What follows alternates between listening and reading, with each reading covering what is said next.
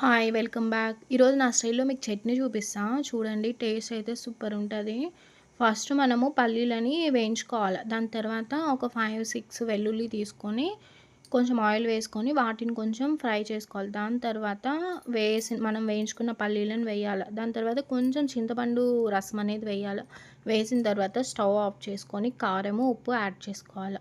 కారం, ఉప్పు యాడ్ చేసుకున్న తర్వాత మిక్సీలో వేసేసుకోవాలనమాట. మిక్సీలో వేసుకున్న తర్వాత మెయిన్ పోపు అనమాట ఇది. దా గ్రైండ్ చేసుకుంటే ఇలా స్మూత్‌గా గ్రైండ్ చేసుకోవాలి. ఇది మెయిన్ పోపు. దీంట్లో జీలకర్ర, మినపప్పు, కరివేపాకు, ఆవాలు నార్మల్‌గా ఫ్రై చేసుకోవాలి. ఆ ఫ్రై చేసుకున్న దాన్ని పేస్ట్ చేసుకోవాలనమాట. గరుగ్గా పట్టుకోవాలనమాట మిక్సీకి. పట్టుకున్న దాన్ని ఈ చట్నీలో యాడ్ చేసుకోండి. యాడ్ చేసుకొని సాఫ్ట్ ఇడ్లీలతో తినండి. టేస్ట్ సూపర్ ఉంటది. ఒకసారి ట్రై చేయండి. చాలా బావుంటది.